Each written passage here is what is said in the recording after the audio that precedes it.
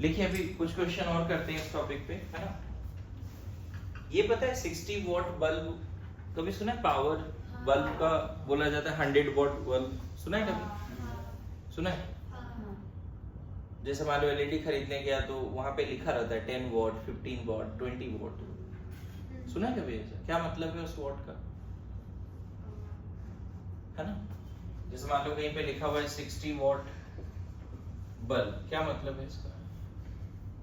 बोलो बोलो जल्दी। 60 वॉट बल्ब क्या मतलब है? जैसे ये जो बल्ब है, अगर मान लो ये बोल रहे हैं 10 watt, what does it mean? 10 watt energy निकल रहा है। हाँ हाँ, थोड़ा क्लोज जा रहे हो। मुझे अभी अभी अभी तो देखो जो एलईडी वगैरह आता है इसकी वॉट तो बहुत कम है। बहुत पहले येलो बल्ब मार्केट में बिकते थे, याद करो। येलो मतलब हाँ ज्यादा खराब होता था वो बल्ब, याद है? 110 120 वॉट होता था वो बल्ब। अभी से मतलब 10 साल 15 साल पहले ऐसे बोल सकते हैं, 20 साल पहले, है ना। अभी तो घर पे ट्यूबलाइट आ गए जो 60 वॉट 40 वॉट ऐसे रहता है, एलईडी बहुत कम हो गया है। तो इस वॉट का 60 वॉट का मतलब है कि 60 जूल पर सेकंड, ये मतलब 60 जूल पर सेकंड कंज्यूम कर। समझ गया ना।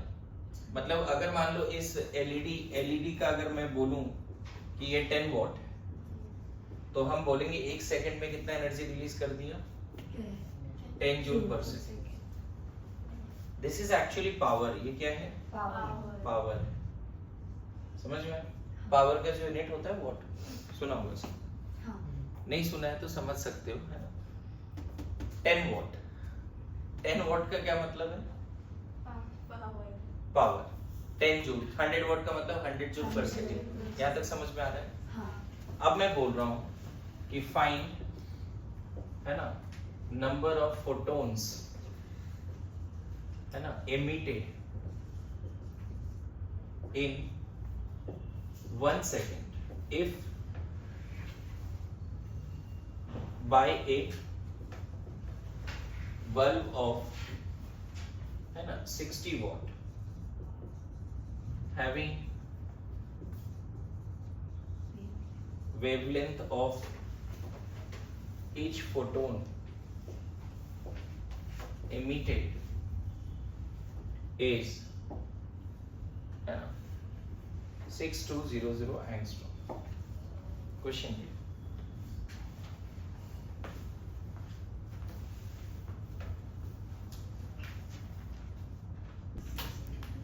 सी 1 सेकंड में 60 वॉट करने का मतलब 1 सेकंड में कितना एनर्जी निकल गया?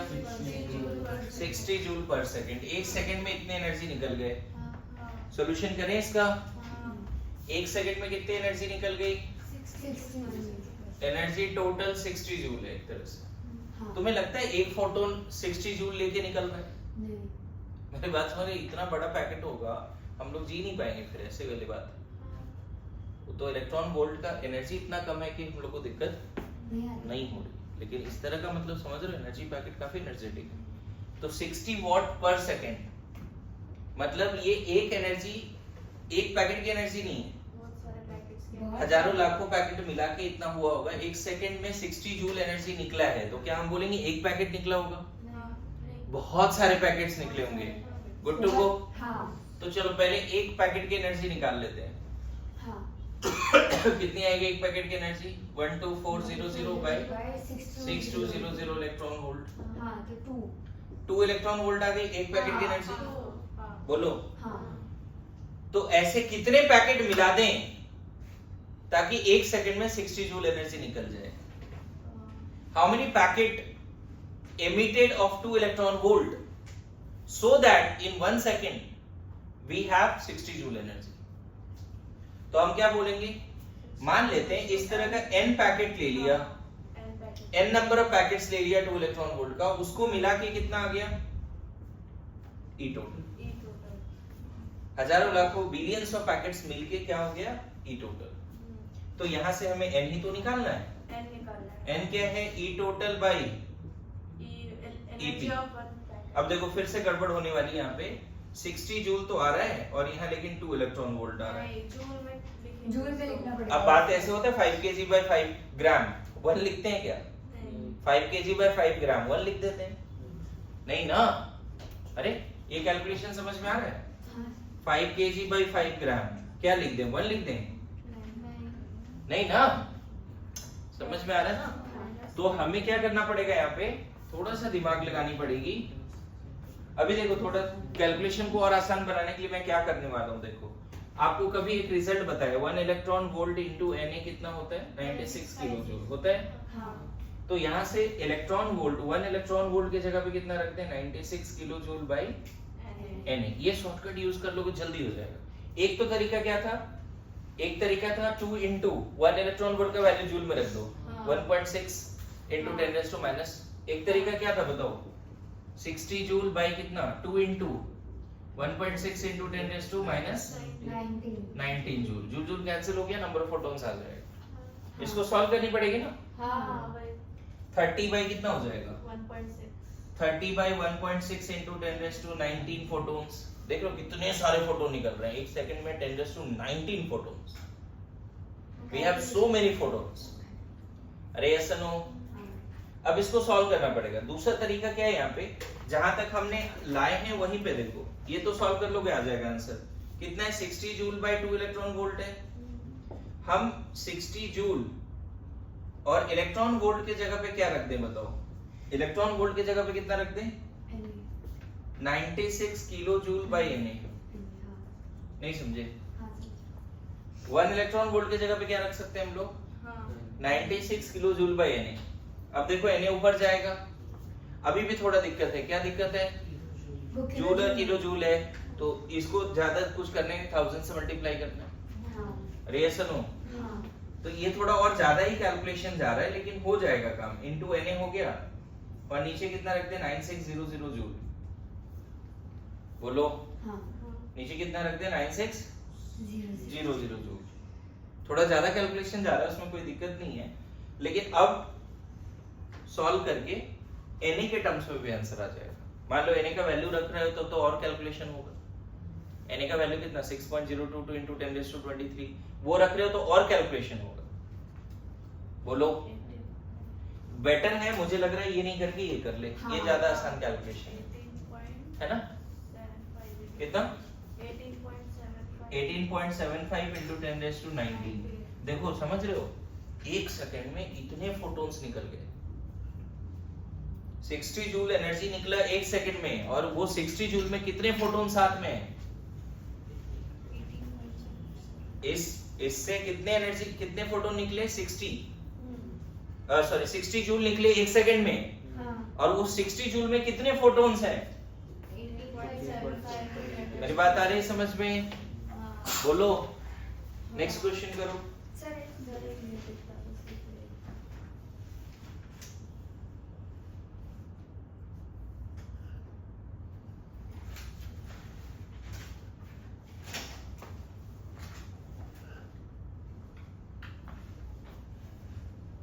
नेक्स्ट क्वेश्चन लिखो, नेक्स्ट क्वेश्चन लिखो जल्दी। A photon of 300 nanometer is absorbed by a molecule. A photon of 300 nanometer is absorbed by a molecule and then re-emitted as 2 photon. A photon of 300 nanometer is absorbed by a gas molecule and then re-emitted as 2 photon, one having wavelength 760 nanometer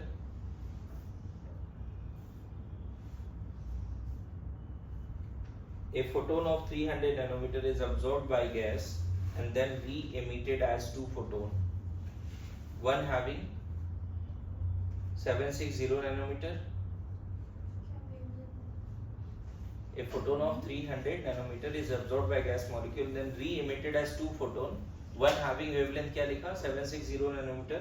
Then find the wavelength of other photon emitted.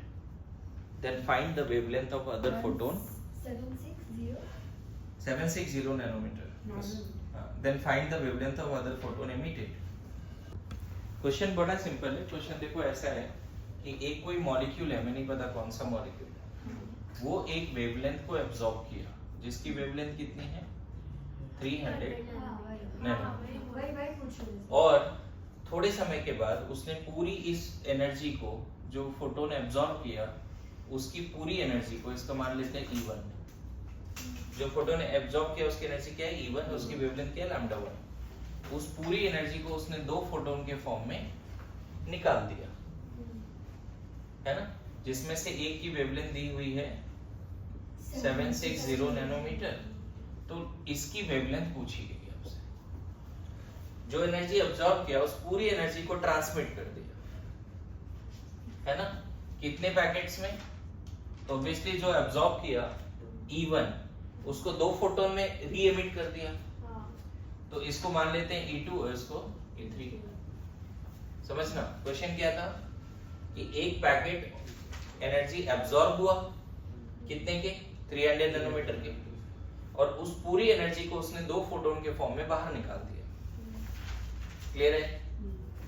तो आपको बोल रहा है कि दो photon के form में जो बाहर निकला उसमें से एक का वेवलेंथ 760 नैनोमीटर है, तो दूसरी की वेवलेंथ क्या होगी? क्वेश्चन ये, मेरी बात आ रही समझ में? क्या क्वेश्चन है? Now try to understand. Energy conservation लगा सकते हैं हम लोग, है ना? एनर्जी कंजर्वेशन क्या होता है? एनर्जी कंजर्वेशन कि एनर्जी कभी destroy, energy of particle absorbed, energy of photon absorbed is equal must be equal to sum of energies emitted. जो एनर्जी एब्सॉर्ब हुआ है must be equal to energy emitted. लगा है मुझे। बोलो। अब देखो यहाँ पे समझ लो, स्टैंडर्ड रिजल्ट है। इसकी एनर्जी प्लैंक्स क्वांटम थ्योरी के हिसाब से h-1 बोल सकते हैं। दो फार्मूला लगा लेंगे, इसकी h-2, इसकी h-3। h कैंसिल हो जाएगा तो बोलोगे frequency absorbed is equal to sum of frequency emitted. ये एक स्टैंडर्ड रिजल्ट है। क्वेश्चन बाद में सॉल्व कर रहा हूँ, रिजल्ट बता रहा हूँ। एक पैकेट एब्सॉर्ब हुआ, अरे ऐसे सोचो 10 इलेक्ट्रॉन वोल्ट का एब्सॉर्ब हुआ, 7 इलेक्ट्रॉन वोल्ट इधर निकल गया तो 3 इलेक्ट्रॉन वोल्ट इधर निकल जाएगा। मेरी बात समझ रहे हो? यस या नो? फिर से रिपीट कर रहा हूँ, जो एनर्जी अब्सॉर्ब हुआ must be equal to sum of energies emitted. Absorbed का अगर मान लो जो एब्सॉर्ब्ड पार्टिकल है उसकी फ्रीक्वेंसी ν1 है मान लेते हैं, और ये दोनों एमिटेड का ν2 और इसका ν3, तो हम एक तो फार्मूला ये भी लगा सकते हैं ना एनर्जी का प्लैंक्स क्वांटम थ्योरी के हिसाब से। अगर फ्रीक्वेंसी ν1 है तो एनर्जी क्या लिखोगे? h-1। इसकी फ्रीक्वेंसी ν2 है तो एनर्जी क्या लिखोगे? E2 को h-2। इसकी फ्रीक्वेंसी ν3 है तो एनर्जी क्या लिखेंगे? तो यहाँ से एक रिजल्ट आ गया। दूसरा ये भी तो कर सकते थे तो, ठीक है, ये इक्वेशन बैलेंस्ड है, इसमें तो डाउट नहीं है, लेकिन इसके जगह पे क्या रख सकते थे? hc/λ1, क्योंकि एक फार्मूला वो भी है, energy of photon is equal to this. इसके जगह पे hc/λ2 प्लस hc/λ3 रख सकते हैं। सब जगह से hc कैंसिल हो गया, 1/λ1 इज इक्वल टू 1/λ2 प्लस 1/λ3। ये भी एक स्टैंडर्ड रिजल्ट है। बोलो। अब मजेदार बात क्या है, देखो क्वेश्चन में क्या क्या गिवन है, उस रिजल्ट को यूज कर लो, देखो आ जाएगा। क्वेश्चन में क्या क्या गिवन है? λ1 λ2 गिवन है। कितना बोलते हैं? λ1 300, λ2 1/λ3, तो यहाँ से λ3 निकालो। 1/λ3 कितना लिख दोगे? 1/300 माइनस 1/760। बोलो। नाउ इसकी सॉल्विंग क्या होगी? λ3 equal to 760 minus 300 by 300, sorry नहीं उल्टा सर, रेसिप्रोकल लेना पड़ेगा ना। हाँ। इसकी सॉल्विंग आती है? कर लेंगे सॉल्विंग। λ3 इज इक्वल टू हो जाएगा 300 into 760 बाय 760 माइनस 300। ठीक है, कितना हो जाएगा? सॉल्व करके देखो। तो क्वेश्चन कैसे सॉल्व होगा समझ पाए? देखिए,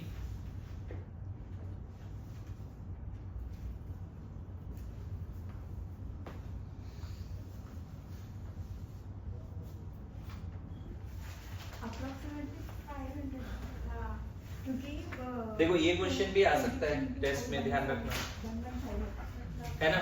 नेक्स्ट क्वेश्चन लिखो, calculate number of photon emitted by Calculate number of photons emitted by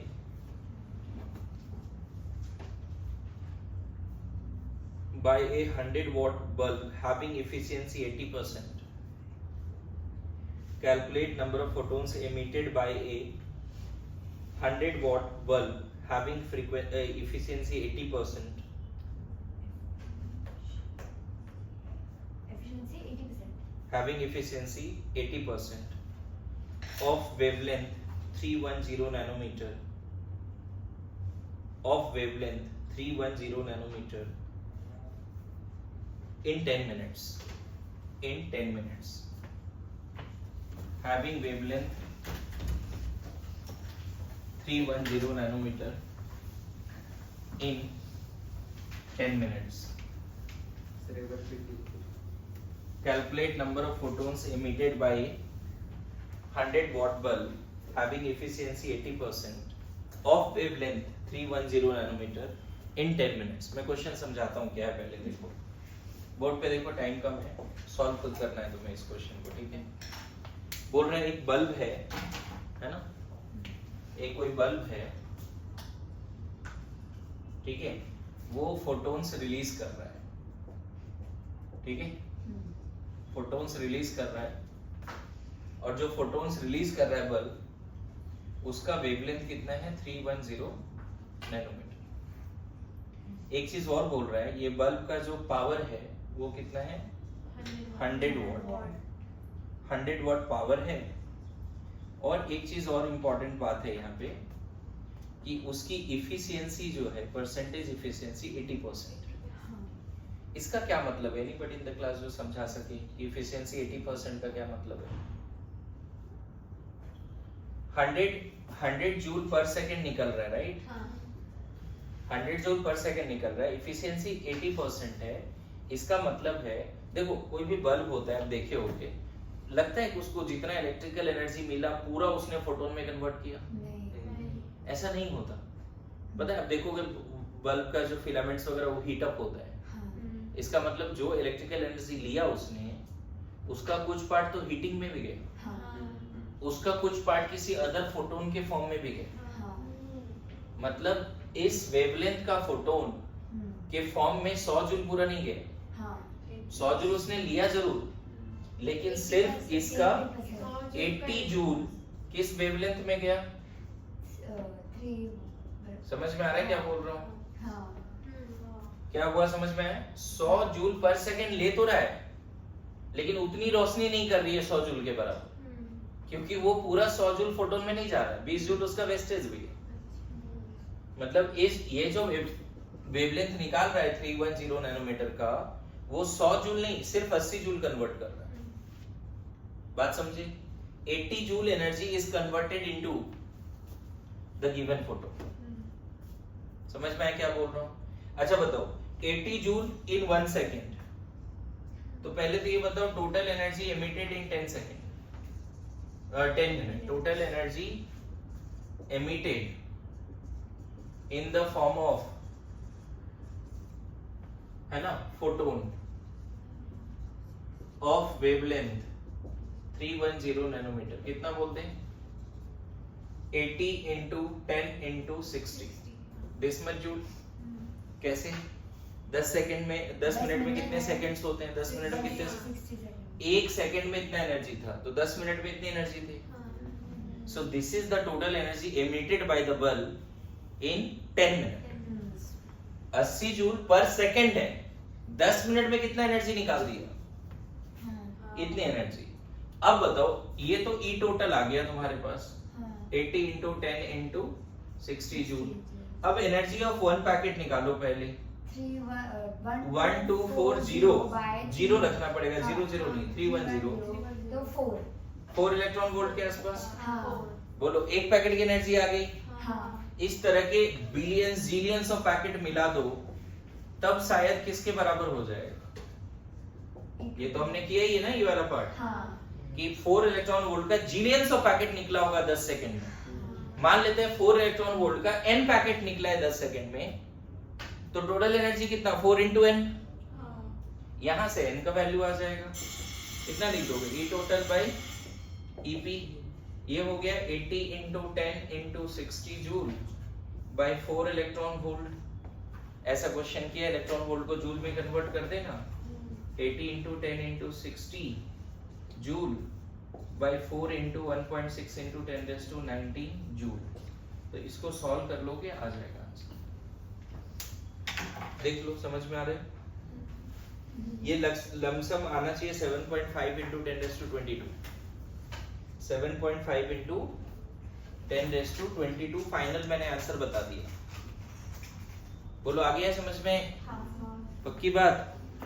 ठीक है, 7.5 इंटू 10⁻22। ठीक है।